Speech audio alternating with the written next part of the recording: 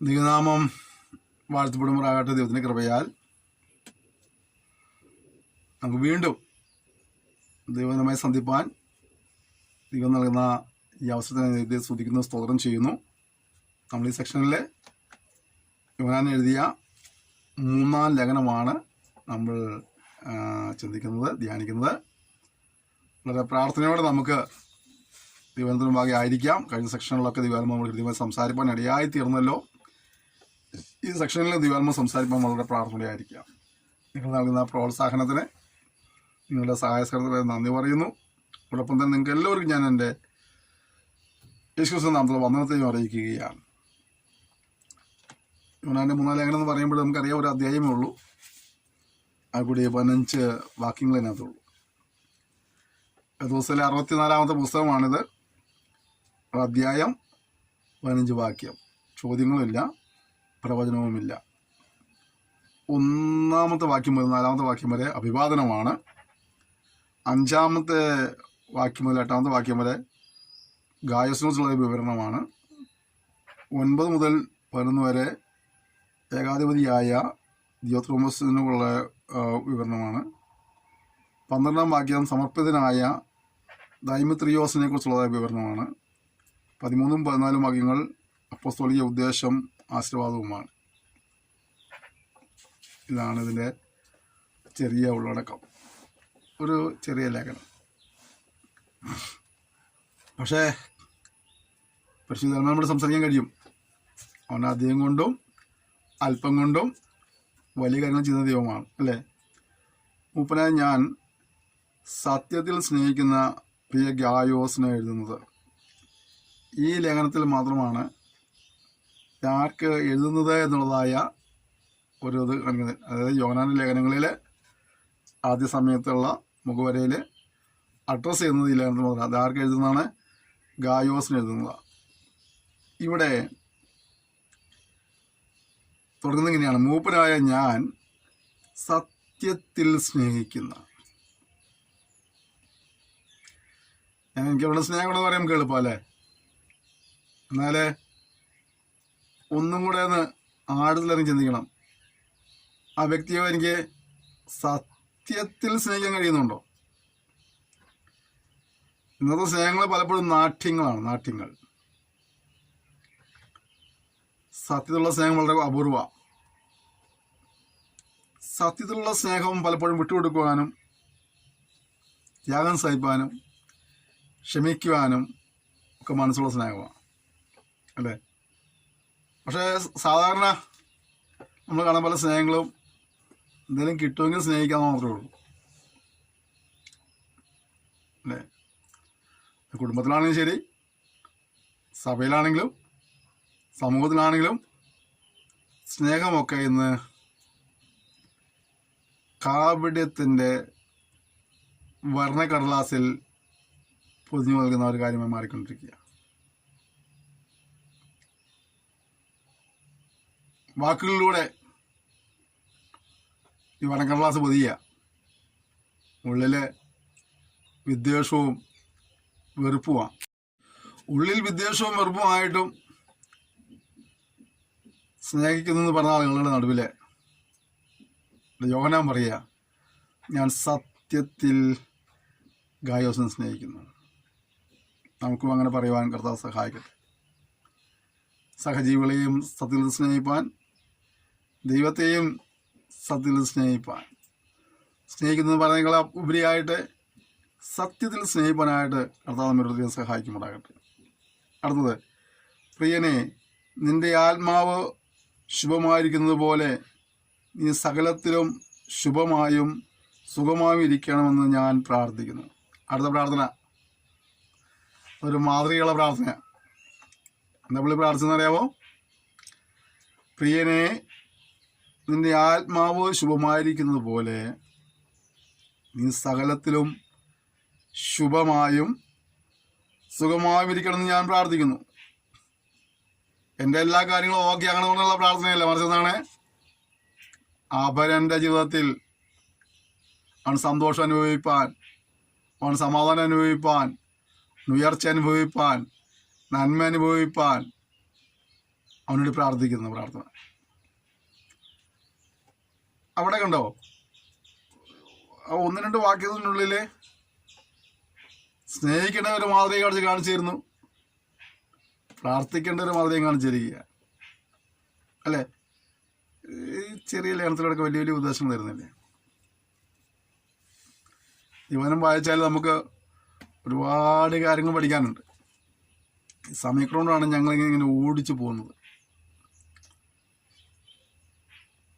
ഈ അരമണിക്കൂർ കൊണ്ട് ഒരു സെക്ഷൻ അവസാനിപ്പിക്കണം. കൂടുതൽ വിഷയങ്ങൾ നിങ്ങളെ പഠിപ്പിക്കണമെന്നായിട്ട് ഓരോ വിഷയം ഒരു നിശ്ചിത സമയപരിധിക്കുള്ളിൽ തീർക്കണമെന്ന് ഞങ്ങൾ ഒരു വ്യവസ്ഥ വച്ചിട്ടുണ്ട്. ഇതൊരു പഠന കോഴ്സ് ആയതുകൊണ്ട് ആ കാലപരിധിക്കുള്ളിൽ ആ സിലബസിൽ പറയുന്ന വിഷയങ്ങളെല്ലാം തീർക്കണം. അപ്പോൾ ഓരോ വിഷയത്തിൻ്റെയും വലിപ്പമനുസരിച്ച് പഠിപ്പിക്കുന്ന സമയപരിധിക്കൊരു അളവ് വെച്ചിട്ടുണ്ട്. ചില സന്ദർഭങ്ങളിൽ ചില വിഷയങ്ങളൊന്നും ഒരുപാട് വ്യാഖ്യാനിക്കുവാനോ കൂടുതൽ വിവരങ്ങൾ നൽകുവാനോ കഴിയാറില്ല. എങ്കിലും അത്യാവശ്യം വേണ്ടതൊക്കെ പറഞ്ഞു പോകുന്നുണ്ട്. വചനത്തോടുള്ള ബന്ധത്തിൽ പ്രായോഗിക ജീവിതത്തിനും സുവിശേഷീകരണത്തിനും പ്രാധാന്യം കൊടുത്തു പോകാനാണ് ഞങ്ങൾ ആഗ്രഹിക്കുന്നത്. ഈ പഠിക്കുന്ന കാര്യങ്ങൾ പ്രായോഗികമാക്കുന്നില്ല എങ്കിൽ ഈ പഠനത്തോട് വലിയ ഗുണമൊന്നുമില്ല. അതുപോലെ തന്നെയാണ് നമ്മളെ സത്യങ്ങൾ മറ്റുള്ളവരെ അറിയിക്കുന്നില്ലെങ്കിലും നമുക്ക് വലിയ ഗുണമൊന്നുമില്ല. ഈ രണ്ട് കാര്യങ്ങൾക്കുമാണ് ഞങ്ങൾ മുൻതൂക്കം കൊടുത്ത്, അല്ലെങ്കിൽ അതിനുവേണ്ടിയാണ് ഞങ്ങൾ പ്രാധാന്യം നൽകി ഈ കോഴ്സ് പഠിപ്പിക്കുന്നത്. അപ്പോൾ നിങ്ങൾക്ക് പഠിക്കാനുള്ളതായ ഒരു വഴി തുറന്നിട്ട് തരികയാണ്. ഇത് പൂർണ്ണമായിട്ടല്ല, ഒരാത്തല്ല, നിങ്ങൾക്ക് പഠിക്കാനുള്ള ഒരു ചെറിയ ഒരു വഴി തുറന്നിട്ടായിരുന്നു. നിങ്ങൾ ആ വഴിയിലൂടെ കയറി നിങ്ങൾക്ക് ബാക്കി കാര്യങ്ങൾ പഠിക്കാൻ കഴിയും, നിങ്ങൾക്ക് പിള്ളേരെ പഠിപ്പിക്കാൻ കഴിയും. ഞങ്ങൾ പലപ്പോഴും മറ്റുള്ള കമൻട്രികളുടെ വ്യാഖ്യാനങ്ങളെ എടുക്കാതിരുന്നത് വചനത്തിൻ്റെ പരിസരമായി ഞങ്ങൾക്ക് നൽകുന്ന ഒരു വ്യാഖ്യാനം പറഞ്ഞാൽ മതി എന്ന് വെച്ച് നിലവന്നില്ല. അതേസമയം ഉള്ളടക്കം സ്ഥിതിവിവര കണക്കുകൾ അല്ലെങ്കിൽ എൻ്റെ ചരിത്ര പശ്ചാത്തലമൊക്കെ പഠിക്കാൻ വേണ്ടി നമ്മൾ മറ്റു എല്ലാ കമൻട്രികളുടെ ചില കാര്യങ്ങൾ കോട്ട് ചെയ്തിട്ടുണ്ട് താനും. അത് ദൈവത്തിലേക്ക് നമ്മൾ പ്രവേശിച്ച് കഴിയുമ്പോൾ അത് നമ്മൾ ആ വചനങ്ങളെ പരമാവധി പ്രായോഗികതയിലേക്ക് കൊണ്ടുവരാനായിട്ടുള്ള നിർദ്ദേശങ്ങൾ എന്ന നിലയിൽ മുന്നോട്ട് പോകുന്നതുകൊണ്ട് മറ്റുള്ള കമൻട്രികളെ നമ്മൾ ആശ്രയിക്കാറില്ല. ഓക്കെ, ദൈവം അനുഗ്രഹിക്കട്ടെ. അപ്പോൾ പ്രാർത്ഥിക്കുന്ന മറ്റുള്ളവരെ സുഖത്തിനായും നന്മയ്ക്കായും ഉയർച്ചയ്ക്കായും നമ്മൾ പ്രാർത്ഥിക്കേണ്ടിയിരിക്കുന്നു. സഹോദരന്മാർ വന്ന് നീ സത്യത്തിൽ നടക്കുന്നു എന്ന് നിന്റെ സത്യത്തിന് സാക്ഷ്യം പറയുകയാൽ ഞാൻ അത്യന്തം സന്തോഷിച്ചു. കേട്ടോ, ഒരു കൂട്ടു സഹോദരനെ കുറിച്ച് നല്ല സാക്ഷ്യം പറയുന്ന കുറച്ച് സഹോദരന്മാർ അല്ലേ. ഇന്നത്തെ കാലഘട്ടത്തിൽ മറ്റുള്ളവരെ കുറിച്ച് അപവാദം പറയാൻ വേണ്ടി ശ്രമിക്കുന്ന ഒരുപാട് പേരുണ്ട്. ഇവിടെ ഒരു കൂട്ടു സഹോദരനെ കുറിച്ച് അപവാദങ്ങളൊന്നുമല്ല പറഞ്ഞത്, അദ്ദേഹത്തിൻ്റെ നല്ല നടപ്പിനെ കുറിച്ച് പറയുക. ഇനി മറുവശം വിരോധി നമ്മെക്കുറിച്ച് എല്ലാ തിന്മയും കളവായി പറയും എങ്കിൽ തന്നെയും നമുക്കൊരു ഉത്തരവാദിത്വമുണ്ട്. നമ്മളെന്ത് ചെയ്യണം? സത്യത്തിൽ നടക്കണം എന്നുള്ളത്. ഇവിടെ ഗായോസ് സത്യത്തിൽ നടന്നിരുന്നു എന്നുള്ളതാണ്. നമ്മുടെ നടപ്പിനെയൊക്കെ സൂക്ഷിക്കണം. വചനം പഠിക്കുന്ന നല്ല കാര്യമാണ്, പഠിപ്പിക്കുന്ന നല്ല കാര്യമാണ്, പ്രസംഗിക്കുന്ന നല്ല കാര്യമാണ്. പക്ഷെ ഇതെല്ലാം നമ്മുടെ ജീവിതത്തിലെ പ്രാവർത്തികമാക്കേണ്ട കാര്യങ്ങളാണ്, അപ്ലൈ ചെയ്യേണ്ട കാര്യങ്ങളാണ്. വചനം കേൾക്കാതെ അത് ചെയ്യുവാനായിട്ട് നമുക്ക് ഉത്സാഹമുള്ളവരായിരിക്കണം. ഇവിടെ ഗായോസിനോട് പറയും, ഗായോസ് സത്യത്തിൽ നടക്കുന്നതിനായിരുന്നു. ഞാൻ ശാന്തമായി ചോദിക്കുന്നത്, നിങ്ങൾ മറ്റുള്ളവരെ കുറിച്ച് എങ്ങനെ എന്താ അഭിപ്രായം പറയാറുള്ളത്? കൂട്ടുസഹോദരന്മാരെ കുറിച്ച്, കൂട്ടുപ്രവർത്തനത്തെ കുറിച്ച് നമ്മൾ മറ്റുള്ളവർ പറയുമ്പോൾ നിങ്ങൾ എന്താ പറയാറുള്ളത്? അവൻ്റെ ഗുണങ്ങളാണോ അവൻ്റെ ദോഷങ്ങളാണോ? അടുത്തത്, നമുക്ക് ഈ വ്യവസ്ഥ നടക്കാൻ കഴിയുന്നുണ്ടോ? ഈ സത്യത്തിൽ നടക്കാൻ കഴിയുന്നുണ്ടോ? ഇല്ലാതെ ബോധ്യമുണ്ടെങ്കിൽ നമുക്ക് ഇന്ന് ഒരു ക്രമീകരണം ആവശ്യമാണ്, നമുക്കൊരു മടങ്ങിവരും ആവശ്യമാണ്. പരിശുദ്ധാത്മാവ് അതിനുവേണ്ടിയാണ് ഈ ചെറിയ ലേഖനം പഠിപ്പിക്കാനായിട്ട്. ഞങ്ങൾ സിലബസ് എടുക്കുന്ന സമയത്ത് ഈ ലേഖനങ്ങളൊന്നും പഠിപ്പിക്കാനുള്ള ഉദ്ദേശം ഉണ്ടായിരുന്നില്ല. എന്നാൽ പിന്നീട് ദൈവാത്മ പ്രേരണ എന്ന നിലയ്ക്കാണ് ഞങ്ങൾ പുതിയ നിയമത്തിലെ ഒരു പുസ്തകവും ഒഴിവാക്കാതെ എല്ലാ പുസ്തകവും പഠിപ്പിക്കണം ചെന്ന് വന്നത്. അതിൻ്റെ പുറകിൽ ദൈവാത്മാവിന് വ്യക്തമായ ഉദ്ദേശം ഉണ്ടായിരുന്നു. ആരംഭത്തിങ്കൽ ഞങ്ങൾക്കതൊരു വലിയ ഭാരമായിട്ട് തോന്നി. കാരണം പുതിയ 27 പുസ്തകമുണ്ട്. ഞങ്ങൾ പഴയ നിയമത്തിലെ ചില പുസ്തകങ്ങൾ ഞങ്ങളുടെ സിലബസിൽ ഉൾപ്പെടുത്തിയിട്ടുണ്ടായിരുന്നു. തിയോളജിയുടെ 10 ബ്രാഞ്ചുകൾ ഞങ്ങൾ ഉൾപ്പെടുത്തിയിട്ടുണ്ടായിരുന്നു. അങ്ങനെയൊക്കെ വരുമ്പോൾ വിഷയങ്ങളുടെ എണ്ണം കൂടുകയും ഈ പാഠ്യപദ്ധതിയുടെ കാലങ്ങൾ നീണ്ടുപോവുകയും ചെയ്യുന്ന വലിയ ഭാരമെന്ന് തോന്നി. പക്ഷേ ഞങ്ങൾ തീരുമാനം എടുത്തത് എങ്ങനെയാണ്, അല്പകാലം നീണ്ടുപോയാലും കുഴപ്പമില്ല, കഴിയുന്നത്ര ടെക്സ്റ്റുകൾ പഠിപ്പിക്കുക എന്നുള്ള ഒരു ചിന്ത വന്നു. കൃപയാൽ നമ്മൾ ഈ പുതിയ നിയമത്തിലെ അവസാനത്തെ പുസ്തകത്തിൽ നമ്മൾ അടുത്തുകൊണ്ടിരിക്കുക. യോഹന്നാന്റെ 3-ാം ലേഖനം കഴിഞ്ഞാൽ പിന്നെ യൂദ, വെളിപ്പാട്. കൃപയാൽ ദൈവം നമ്മളെ സഹായിച്ചിടത്തോളം ആ ക്ലാസ് എന്നോട് കൊണ്ടുവന്നെ സഹായിച്ചതോർത്ത് സ്തുതിക്കും. അപ്പം മറ്റുള്ള നന്നായി നടക്കുന്ന സാക്ഷി കഴിയുമ്പോൾ സന്തോഷിക്കുന്നവർ നിങ്ങളോട് കാണുന്നുണ്ട് അല്ലേ? ഒരാൾ നന്നായി നടക്കുന്നത് കേൾക്കുമ്പോഴുള്ള സന്തോഷം. ഇന്നത്തെ മനുഷ്യൻ പലപ്പോഴും മറ്റുള്ള നശിച്ച് കേൾക്കുമ്പോൾ സന്തോഷിക്കുന്ന ആളുകളാണ്. അവരുടെ നന്മയുണ്ടാകുമ്പോൾ, സന്തോഷം ഉണ്ടാകുമ്പോൾ നമുക്ക് സന്തോഷിക്കാൻ കഴിയണം. ഓക്കെ. എൻ്റെ 4 നോക്കി, എൻ്റെ മക്കൾ സത്യത്തിൽ നടക്കുന്നു എന്ന് കേൾക്കുന്നതിനേക്കാൾ വലിയ സന്തോഷം എനിക്കില്ല. ഒരു പിതാവ് നിലയ്ക്ക് മക്കളുള്ള ഏറ്റവും നല്ല നിലയിൽ ജീവിക്കുന്നതാണ് കേൾക്കുമ്പോഴുള്ള സൽസ്വഭാവങ്ങളാണെന്ന് കേൾക്കുമ്പോഴുള്ള സന്തോഷം അല്ലേ? ഒരു ആത്മീയ പിതാവ് നിലയ്ക്ക് യോഹന്നാൻ പറയുകയാണ്, എൻ്റെ ആത്മീയ മക്കൾ നല്ല നിലയിൽ നടക്കുന്നു കേൾക്കുമ്പോഴുള്ള സന്തോഷത്തേക്കാൾ വലിയ സന്തോഷം എനിക്ക്. അപ്പോൾ നമ്മൾ നമ്മുടെ ആത്മീയ പിതാക്കന്മാർക്കും ജഡപ്രകാരമുള്ള പിതാക്കന്മാർക്കും സന്തോഷം ഉണ്ടാക്കുന്ന രീതിയിൽ മാതൃകയായി ജീവിക്കാനുള്ള ഉത്തരവാദിത്വം നമുക്കുണ്ട്.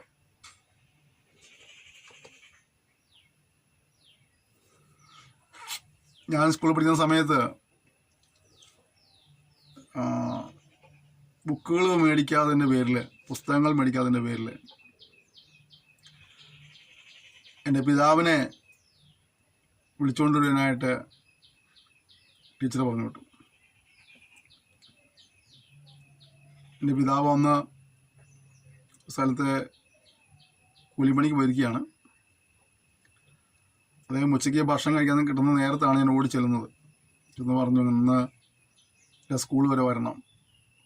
അദ്ദേഹം ആ പണി സ്ഥലത്ത് നിന്ന് ഡ്രസ്സൊക്കെ മാറി സ്കൂളിൽ വന്നു. അപ്പോൾ ടീച്ചറെ കണ്ടു. ടീച്ചർ വിവരങ്ങൾ പറയുകയാണ്, ഇവരിൽ ടെസ്റ്റുകളൊന്നുമില്ല, ഇവൻ ടെസ്റ്റുകളൊന്നും കൊണ്ടുവരുന്നില്ല. അപ്പോൾ ഉടനെ അതെന്താ ടെസ്റ്റിൽ കൊണ്ടുവരാത്തതിന് കാരണം അന്വേഷിച്ചപ്പോൾ ഞാൻ പറഞ്ഞു, ടെക്സ്റ്റുകളൊന്നും വാങ്ങിയിട്ടില്ല. അവനറിയാം, അദ്ദേഹം എനിക്കത് അങ്ങ് തരാൻ എല്ലാ സമയത്ത് നിവൃത്തി ഉണ്ടായിരുന്നില്ല. അദ്ദേഹം അതുകൊണ്ടാണ് എനിക്കിത് അങ്ങ് തരാതിരുന്നതും ഞാൻ അദ്ദേഹത്തെ പ്രസ് ചെയ്യാതിരുന്നതും. അത് അദ്ദേഹത്തിന് സങ്കടമുണ്ടായി, അതെനിക്ക് വലിയ സങ്കടമായി. ഞങ്ങൾ രണ്ടുപേരും സ്കൂളിൽ തിരിച്ചിറക്കുമ്പോൾ പരസ്പരം മിണ്ടിയില്ല. ഞങ്ങൾ തന്നെ രണ്ടുപേർക്കും സങ്കടമുണ്ടായിരുന്നു. പിറ്റേ ദിവസം എൻ്റെ പിതാവ് ഇത്രമാത്രം നിർബന്ധങ്ങളുണ്ടായിട്ട് നീ എന്താ എന്നോട് അങ്ങനെ വന്ന് പറയാതിരുന്നേ എന്ന് ചോദിച്ചു.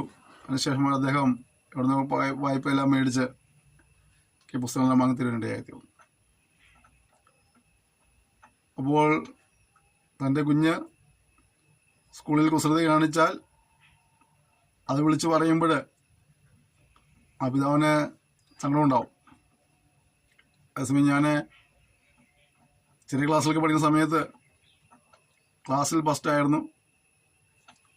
ചില സമയങ്ങളിൽ സ്കൂളിൽ പോലും ഫസ്റ്റായുള്ള സമയം ഉണ്ടായിട്ടുണ്ട്. അപ്പോഴും എൻ്റെ പിതാവിനോട് വിളിച്ചു വിടുന്നുണ്ട്. ടീച്ചർമാരെ അവിടെ നിന്ന് നിൽക്കുമ്പോൾ അദ്ദേഹത്തിന് സന്തോഷം ഉണ്ടാകാറുണ്ട്. അന്ന് അദ്ദേഹം സന്തോഷമായിട്ട് കണ്ടു നടന്നിട്ടുണ്ട്.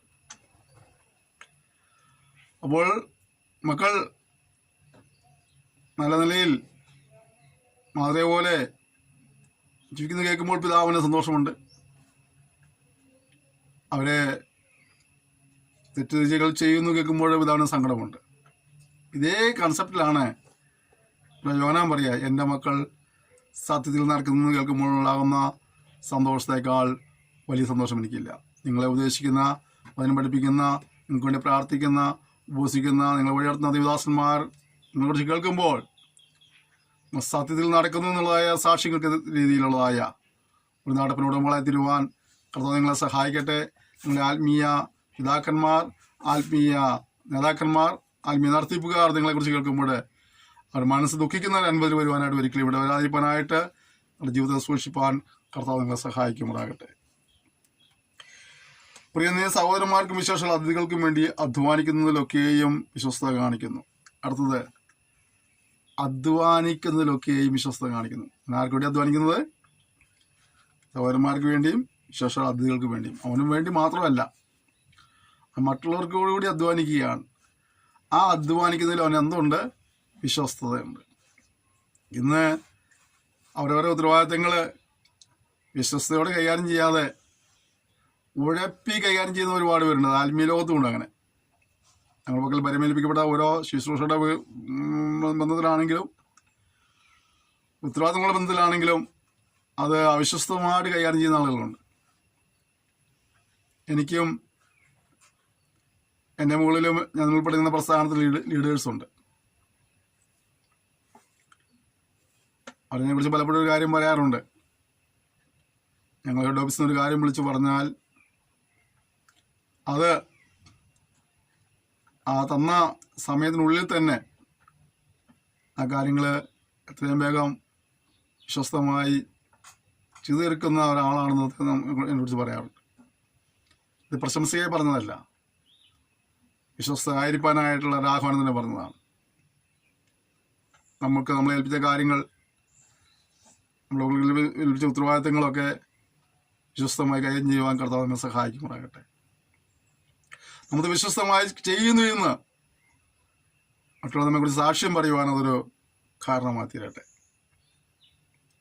നമുക്ക് നമ്മോട് തന്നെ ചോദിക്കേണ്ട കാര്യം ഇതാണ്: എൻ്റെ പക്കൽ പരിമേൽപ്പിക്കുന്ന കാര്യങ്ങളിൽ എനിക്ക് വിശ്വസ്തത പുലർത്തുവാൻ കഴിയുന്നുണ്ടോ എന്നുള്ളതാണ്.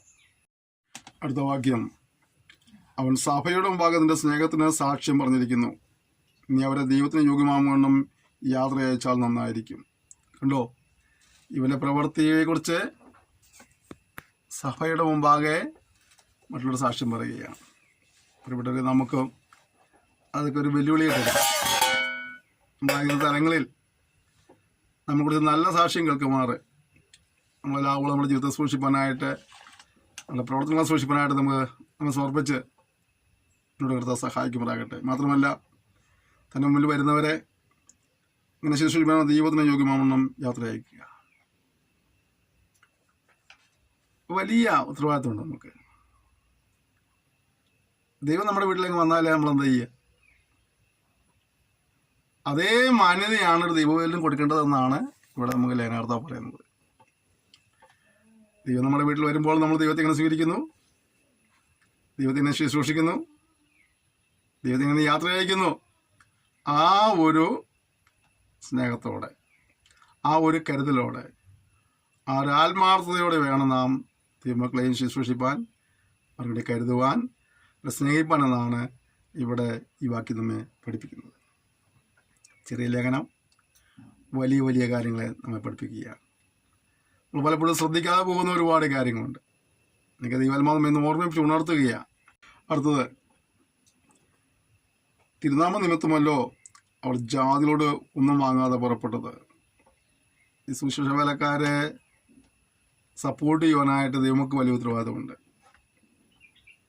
കാരണം അവൻ സുവിശേഷം അറിയിക്കുമ്പോൾ അവർ അവിശ്വാസികളെ ആളുകളുടെ ഒന്നും മേടിച്ചിട്ടല്ല, അല്ലെങ്കിൽ അങ്ങനെ ഒരു അവസ്ഥ വരുത്താതെ അവരുടെ ആവശ്യങ്ങൾ മനസ്സിലാക്കി അവരെ സഹായിപ്പാനും പ്രോത്സാഹിപ്പിക്കാനുള്ള ഉത്തരവാദിത്തം രക്ഷിക്കപ്പെട്ട അവരുടെ ദൈവവേലിനുണ്ട്. സുവിശേഷകന്മാർ ഒരു പണിയും ഇല്ലാത്തതുകൊണ്ട് ഈ പണിക്ക് ഇറങ്ങിയവരല്ല.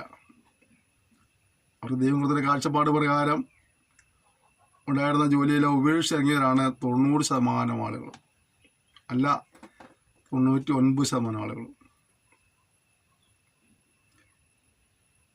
എന്നാൽ അവർ സ്വർഗീയ ദർശനത്തിന് അനുസരണക്കേട് കാണിക്കാതെ വില കൊടുത്ത് അവർ ദൈവനം പഠിപ്പിക്കുകയും ദൈവനം പ്രസംഗിക്കുകയും സുവിശേഷം അറിയിക്കുകയൊക്കെ ചെയ്യുമ്പോൾ അവർ കഞ്ഞി കുടിച്ച് ജീവിക്കുന്നത് അന്വേഷിക്കാനുള്ള ഉത്തരവാദിത്വം രക്ഷിക്കപ്പെട്ട ഓരോ ദൈവമക്കൾക്കുണ്ട്, ആ പ്രസ്ഥാനത്തിൻ്റെ നേതാക്കന്മാർക്കുണ്ട്.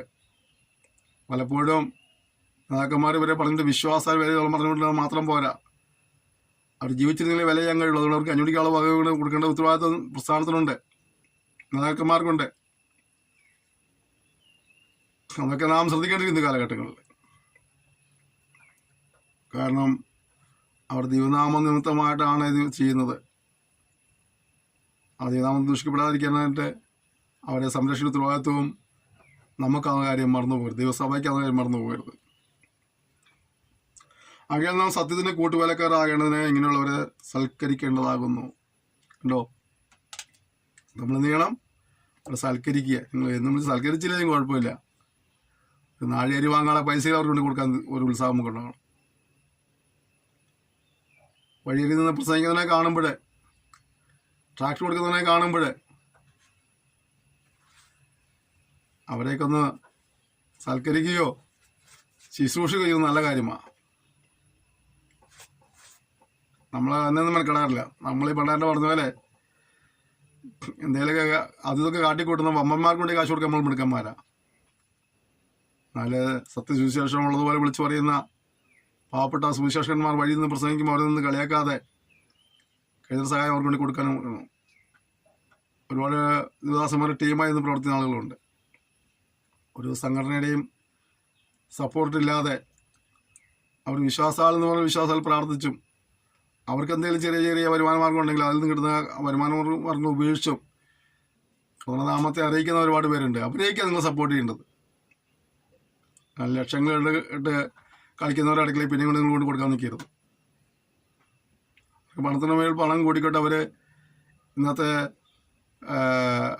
1.5 HP AC നാളെ 1 HP പിന്നെ അതിനേക്കാളും കൂടുതലൊക്കെ അങ്ങനെ AC എണ്ണം വർദ്ധിപ്പിക്കാനും കാറിൻ്റെ വീതി വർദ്ധിപ്പിക്കാനൊക്കെ നോക്കുന്നവർക്കല്ല കൊണ്ട് കൊടുക്കേണ്ടത്. തിരുവനന്തപുരത്ത് നിന്ന് സുവിശേഷം സത്യസുവിശേഷം വിളിച്ച് പറയുന്നതായ, കഷ്ടപ്പെടുന്നതായ, നോർത്ത് ഇന്ത്യയിൽ പ്രവർത്തിക്കുന്നതായ ഒരുപാട് ദേവദാസന്മാരുണ്ട്. അവരെയൊക്കെ നിങ്ങൾ ഓർക്കുകയും അവരൊക്കെ കരുതുകയും ചെയ്യാനുള്ള ഒരു ഉത്തരവാദിത്വം നമുക്കുള്ള കാര്യം മറന്നു പോകരുത്. കഴിഞ്ഞാൽ അവരെ സൽക്കരിക്കുവാൻ കഴിയുമെങ്കിലും നേരം വിട്ടു വിളിച്ച് കൊടുക്കുന്ന ആഹാരം കൊടുക്കുന്നത് തെറ്റൊന്നുമല്ല. സൽക്കരിക്കുവാൻ കർത്താവ് നമ്മെ സഹായിക്കുമ്പോഴാകട്ടെ. ഇതൊക്കെ ഞാൻ പറയുന്നത് നമ്മുടെ ജീവിതത്തിൽ വചനം പഠിക്കുമ്പോഴൊക്കെ ഇതൊക്കെ ഒരു പ്രാവർത്തികമാക്കേണ്ട കാര്യങ്ങളായതുകൊണ്ടാണ്.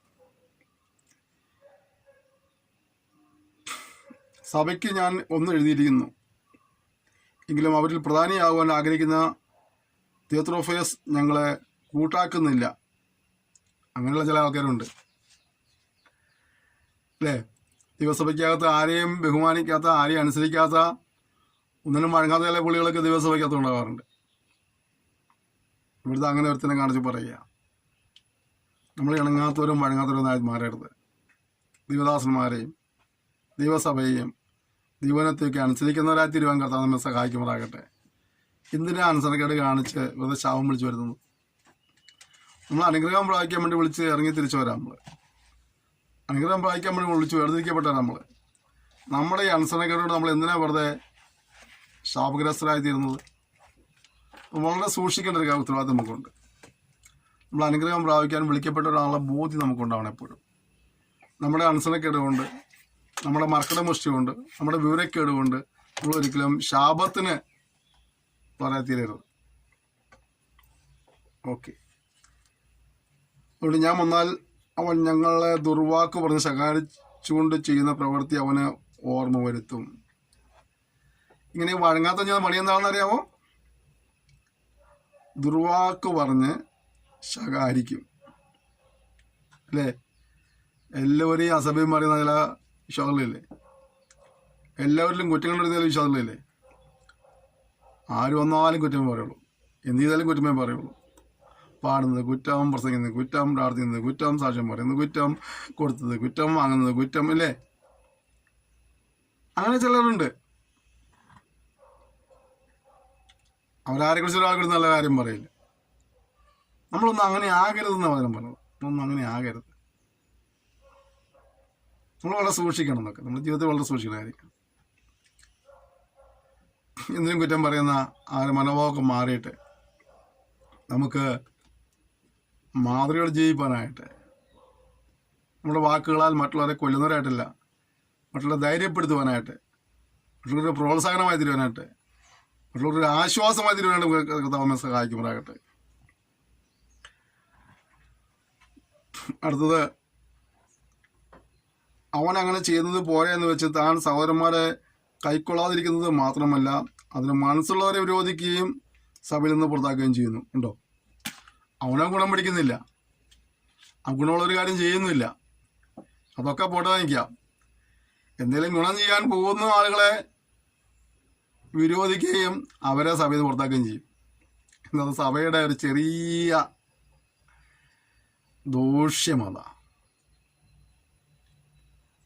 നമ്മൾ നന്മ ചെയ്യേണ്ടവരാ, സൂക്ഷിച്ചായിരിക്കേണ്ടവരാ, മറ്റുള്ളവർ സ്നേഹിക്കേണ്ടവരാ, പ്രോത്സാഹിപ്പിക്കേണ്ടവരാ, ആശ്വസിപ്പിക്കേണ്ടവരാ. നമ്മൾ ചെയ്യുന്നില്ലെന്ന് മാത്രമല്ല, ഏതെങ്കിലും ഒരു സാധു നമ്മുടെ സഭയിൽ ചെയ്യുന്നുണ്ടെങ്കിൽ അവനെ വിരോധിക്കാനും അവനെ സഭയിൽ നിന്ന് മുടക്കാനും നമ്മൾ ശ്രമിച്ചുകൊണ്ടിരിക്കുന്നത്. ഇപ്പം നമ്മുടെ ലക്ഷ്യം തെറ്റിപ്പോയി മക്കളെ, ഉന്നം പഴിച്ചു പോയി. നാം ട്രാക്ക് തെറ്റി ഓടിക്കൊണ്ടിരിക്കുകയാണ്. മടങ്ങി വരണം. ഇങ്ങനെയുള്ള പുള്ളികളൊക്കെ ഇന്നും നമ്മുടെ സഭയ്ക്കത്തുണ്ട്. അവിടെ തിരിച്ചറിയണം, അവർക്ക് വേണ്ടി പ്രാർത്ഥിക്കണം. അല്ലേ? ഇന്ന് ഗ്രൂപ്പിസോ സഭയ്ക്കകത്ത് നമ്മുടെ ചൊൽപ്പടിയിൽ വരാത്തതിനൊക്കെ നമുക്ക് പുറത്താക്കണം. അതൊക്കെ മാറി അതിനനുസൃതമായ ജീവിതം നയിച്ചുകൊണ്ട് കഥാ സേവിച്ച് അനുഗ്രഹങ്ങൾ പ്രായപ്പാനായിട്ട് നമ്മൾ സഹായിക്കപ്പെടാകട്ടെ. ഇപ്രകാരമുള്ള ദുഷ്പ്രവർത്തികളൊക്കെ ഉണ്ടെങ്കിൽ അത് ഏറ്റു പറഞ്ഞ് ഉപേക്ഷിച്ച് സഹായിക്കപ്പെടട്ടെ. പ്രിയനെ, നന്മയല്ലാതെ തിന്മ ചെയ്യുന്നവൻ ദൈവത്തെ കണ്ടിട്ടില്ല. ക്ഷമിക്കണം, നന്മയില്ലാതെ തിന്മ അനുകരിക്കരുത്. നന്മയില്ലാതെ തിന്മ അനുകരിക്കരുത്. നന്മ ചെയ്യുന്നവൻ ദൈവത്തിൽ നിന്നുള്ളവനാകുന്നു. തിന്മ ചെയ്യുന്നവൻ ദൈവത്തെ കണ്ടിട്ടില്ല. ഉണ്ടോ? നന്മയില്ലാതെ തിന്മ അനുകരിക്കരുത്. ഈ മിടുക്കന്മാരെ അച്ചായന്മാരെ എന്തെങ്കിലും ദോഷപ്രവൃത്തി ചെയ്യുമ്പോൾ അച്ചാനെ വെറുപ്പിക്കേണ്ട കാണിച്ചിട്ട് അച്ഛനെ സപ്പോർട്ട് ചെയ്യരുത്. തെറ്റാരിയതായാലും തെറ്റും, ശരി ആരിയതായാലും ശരിയാണ്. അല്ലേ? കാശളാച്ചായൻ എന്ത് തെറ്റ് ചെയ്താലും അത് ശരിയും, സാധു എന്ത് ശരി ചെയ്താലും തെറ്റെന്നുള്ളത് നിലയ്ക്ക് വരരുത്. നമ്മളെന്ത് ചെയ്യരുത്? നന്മയല്ലാതെ തിന്മ അനുകരിക്കരുത്. നന്മ ചെയ്യുന്നവൻ ദൈവത്തിൽ നിന്നുള്ളവനാകുന്നു. തിന്മ ചെയ്യുന്നവൻ ദൈവത്തെ കണ്ടിട്ടില്ല. അതുകൊണ്ട് ഇത് വളരെ സൂക്ഷിക്കണം. ദൈവമക്കളാണെങ്കിൽ ആ പിതാവിൻ്റെ ഫലങ്ങൾ പുറപ്പെടുവിക്കുന്നതായിരിക്കണം. സ്വർഗീയ പിതാവ് സൽഗുണപൂർണനായിരിക്കുന്നത് കൊണ്ട് നിങ്ങളും സൽഗുണപൂർണരാകുവീൻ. ആ വചനം പറയുന്നത്. ആ നിലകളിൽ നമ്മൾ വായിരിക്കാനായിട്ട് കർത്താവ് നമ്മെ സഹായിക്കുമാറാകട്ടെ. തിമോഥെയോസിന് എല്ലാവരും സത്യത്താൽ തന്നെയും സാക്ഷ്യം ലഭിച്ചിട്ടുണ്ട്. ഞങ്ങളും സാക്ഷ്യം പറയുന്നു. ഞങ്ങളുടെ സാക്ഷ്യം സത്യം എന്ന് നീ അറിയുന്നു. ഇവിടെ രണ്ടുപേരെ കാണുകയാണ്. ആദ്യം പറഞ്ഞ പുള്ളി ദോഷപ്രവൃത്തികളെല്ലാം ചെയ്തുകൊണ്ട് മറ്റുള്ളവർക്ക് ഉപദ്രവം നൽകിക്കൊണ്ട് മറ്റുള്ളവർ ഇവിടെ മുടക്കുന്ന ഒരു പുള്ളിയാണ്. അവൻ്റെ പേരാണ് ദിയോത്രോഫോസ് അല്ലേ. ഇവിടെ വേറൊരു പുള്ളി കാണുക, എല്ലാവരും നല്ല സാക്ഷ്യം പ്രാപിച്ച ഒരു മനുഷ്യൻ, ദെമത്രിയോസ്. ഇനി എൻ്റെ ചോദ്യം, നമ്മൾ ഈ രണ്ടുപേരിൽ ഏത് ഗ്രൂപ്പിൽ പെടുന്നു എന്നുള്ളതാണ്. യോധനം പഠിക്കുമ്പോൾ ഈ ഒരു ലേഖനത്തിൽ 15 വാക്യമുള്ളൂ. 15 വാക്യത്തിലുള്ള 2 പേരെ പരിചയപ്പെടുത്തിയിട്ടുണ്ട്. 3 പേരെ പരിചയപ്പെടുത്തിയായിരുന്നു അല്ലേ. ആദ്യം ഗായോസിനെ പരിചയപ്പെടുത്തിയായിരുന്നു. ഒരു മാതൃകളെ ജീവിതം നയിക്കുന്ന ആളായിരുന്നു. രണ്ടാമത്തെ പുള്ളി എന്താണ്, ദുർവാക്ക് പോലും ശകാരിക്കുക മാത്രമല്ല, വീണ്ടും എല്ലാവരെയും പുറത്താക്കിക്കൊണ്ടിരിക്കുകയാണ്. പുള്ളിയുടെ നന്മ ചെയ്യുന്നില്ല, നന്മ ചെയ്യുന്നവരെയൊക്കെ വിരോധിക്കുകയും ചെയ്യും, സഭയിൽ നിന്ന് മുടക്കുകയും ചെയ്യും. മറ്റൊരുത്തിന് എല്ലാവരാലും നല്ല സാക്ഷ്യം പ്രാപിച്ചവൻ.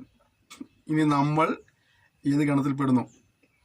നമുക്കൊരു മാറ്റം ആവശ്യമാണെങ്കിൽ, ഒരു തിരുത്തൽ ആവശ്യമാണെങ്കിൽ, വചനം പഠിച്ചുകൊണ്ടിരിക്കുമ്പോൾ തന്നെ നമ്മളെ തിരുത്തുവാനെ കർത്താവ് നമ്മളെ സഹായിക്കട്ടെ. അങ്ങനെ മാതൃകളെ ജീവിതം വെച്ചുകൊണ്ട് ദൈവിക അനുഗ്രഹങ്ങൾ പ്രാപിപ്പാനായ ദൈവങ്ങളെല്ലാം സഹായിക്കട്ടെ. എൻ്റെ പാഠം പഠിക്കുന്ന എൻ്റെ പഠിതാക്കളെല്ലാവരും കർത്താവിന് വേണ്ടി അനുഗ്രഹിച്ച് ആത്മാർത്ഥമായി ആഗ്രഹിക്കുകയും പ്രാർത്ഥിക്കുകയും ചെയ്യുകയാണ്. കഴിഞ്ഞ ലേഖനത്തിലെ അതേ സെൻറ്റൻസ് അദ്ദേഹം വീണ്ടും ഉപയോഗിക്കുക. എഴുതിയയപ്പാൻ പലതും ഉണ്ടായിരുന്നു, എങ്കിലും അക്ഷയം തുലുകൊണ്ട് എഴുതുവാൻ എനിക്ക് മനസ്സില്ല. വേഗം തന്നെ കാണുവാൻ ആശിക്കുന്നു. അപ്പോൾ നമുക്ക് മുഖാമുഖമായി സംസാരിക്കാം. നിനക്ക് സമാധാനം. സ്നേഹിതന്മാർ നിനക്ക് വന്ദനം ചൊല്ലുന്നു. സ്നേഹിതന്മാർക്ക് പേരുവരായി വന്ദനം ചൊല്ലുക. അവിടെ തന്നെ അവസാനിപ്പിക്കുമ്പോൾ എനിക്കൊരുപാട് കാര്യങ്ങൾ പറയാനുണ്ട്. നേരിട്ട് കാണുമ്പോൾ പറയാമെന്ന് പറഞ്ഞ് തന്നെ അത് ലേഖനം അവസാനിപ്പിക്കുകയാണ്. അതേസമയം തന്നെ അവിടെ ചിന്തയ്ക്കും അവിടെ ക്രമീകരണത്തിനും ഇവിടെ തിരുത്തലിനും ആവശ്യമായ ഒരുപാട് കാര്യങ്ങൾ ആ ചെറിയ പറയുന്നുണ്ട്. നമ്മൾ ലേഖനം പഠിക്കുമ്പോൾ ഉദ്ദേശിക്കുന്ന ഒരുപാട് കാര്യങ്ങളുണ്ടെങ്കിലും ഞാനിവിടെ അവസാനിപ്പിക്കുക. നമുക്ക് പഠിക്കാനൊക്കെ ഒരുപാട് കാര്യങ്ങൾ കിട്ടിയിട്ടുണ്ട്. നമ്മുടെ ജീവിതത്തിൽ പ്രാവർത്തികമാക്കേണ്ട ഒരുപാട് കാര്യങ്ങൾ ഉണ്ട്. അപ്പോൾ ഓരോന്നോരോന്ന് നമ്മുടെ ജീവിതത്തിൽ പ്രാവർത്തികമാക്കിയുണ്ട്. ദൈവ സന്നിധാനത്തിൽ നല്ലവരും വിശ്വസ്തരുമായി നിന്ന് ദൈവത്തെ സേവിച്ച് അനുഗ്രഹങ്ങൾ പ്രാപിപ്പാൻ നമ്മൾ സമർപ്പിച്ച ദൈവത്തോട് ഒരുമിച്ച് പ്രാർത്ഥിക്കുക. സ്വർഗീയ പിതാവേ തന്ന സെക്ഷനായി സ്തോത്രം ചെയ്യുന്നു. പരിശുദ്ധ വിധങ്ങളിൽ സംസാരിപ്പാൻ ഇടയായി തീർന്നല്ലോ. ഞങ്ങൾ ഈ പുസ്തകത്തിൽ തന്നെ ഈ ലേഖനത്തിൽ 3 വ്യക്തികളെ കുറിച്ച് പഠിക്കാൻ ഇടയായി തീർന്നു. കർത്താവേ, മറ്റുള്ളവരെ ദോഷം ചെയ്യുന്ന, മറ്റുള്ളവരെ സഹായിക്കുന്ന, നന്മ ചെയ്യുമ്പോൾ തടുക്കുന്ന, അനാവശ്യമായ സമയത്ത് മുടക്കുന്ന ഒരു വ്യക്തിയായിട്ടല്ല ഞങ്ങൾ നല്ല സാക്ഷിയുള്ളവരെ ജീവിപ്പാൻ കൃപ നൽകുമാറാണമേ. മറ്റുള്ളവരെ സ്നേഹിപ്പാൻ, ശുശ്രൂഷിപ്പാൻ, സത്യം നടപ്പാൽ കൃപ നൽകപ്പെടുമെന്ന് പ്രാർത്ഥിക്കുന്നു. നല്ല സാക്ഷ്യം പോകേണ്ടവരായിട്ട് അങ്ങനെ സ്നേഹിപ്പാനും ദൈവിക അനുഗ്രഹങ്ങൾ പ്രായപ്പാട് നിങ്ങൾ സഹായിക്കുമ്പോഴാണെന്ന് പ്രാർത്ഥിക്കുന്നു. ഈ പഠിതാക്കളെല്ലാം കർത്താവ് അനുഗ്രഹിക്കുമ്പോഴാണമേ. ശുശ്രൂഷ ഓർത്ത് പ്രാർത്ഥിക്കുന്നവരെയും സന്ദേശങ്ങൾ പങ്കുവയ്ക്കുന്നവരെല്ലാം ഓർത്ത് പ്രാർത്ഥിക്കുന്നവരെല്ലാം ധാരാളം അനുഗ്രഹിക്കുമ്പോഴാണെന്ന് പ്രാർത്ഥിക്കുന്നു. നിങ്ങൾ പഠിച്ച് ജീവിതത്തെ പ്രാവർത്തികമാക്കി അവരെ അനുഗ്രഹം പ്രാപിപ്പാനും അനേകരെ പഠിപ്പിച്ച് മറ്റുള്ളവർക്കുള്ള അനുഗ്രഹ യോഗ്യന്മാരാക്കാൻ എന്നിവരെ സഹായിക്കുമ്പോഴാണ് പ്രാർത്ഥിക്കുന്നത്. വലിയ കൃപയ്ക്കായി സ്തോത്രം. നാമത്തെ പിന്നെയും മഹത്വപ്പെടുത്തിയാട്ടെ. യേശു നാമത്തെ തന്നെ ആമേൻ. ക്ഷമയോടെ ശ്രമിച്ചത് നന്ദി പറയുന്നു. ഇത് നിങ്ങളെല്ലാവരെയും ധാരാളം അനുഗ്രഹിക്കുമ്പോഴാകട്ടെ. തുറന്നും ശുശ്രൂഷയോട് പ്രാർത്ഥിക്കണം, സന്ദേശങ്ങൾ പങ്കുവയ്ക്കണം. ഒരു താമസം അടുത്ത സെക്ഷനിൽ വീണ്ടും കാണാം. നമ്മൾ അടുത്ത സെക്ഷനിലെ യൂദയുടെ ലേഖനമാണ് നമ്മൾ പഠിക്കുന്നത്. ഈ സെക്ഷനിലൊക്കെ ദിവാത്മൻ സംസാരിച്ചതുപോലെ ആ ലേഖനം പഠിക്കുമ്പോഴും ദൈവം നമ്മൾ സംസാരിക്കുന്നതിനായിട്ട് നിങ്ങൾ വളരെ പ്രാർത്ഥനയോടെ വേണം ആ സെക്ഷനിൽ പ്രവേശിക്കാനായിട്ട്. എൻ്റെ എല്ലാ സഹകരണത്തിനും ഒരിക്കലും ഞാൻ നന്ദി പറയുന്നു. Thank you. May God bless you.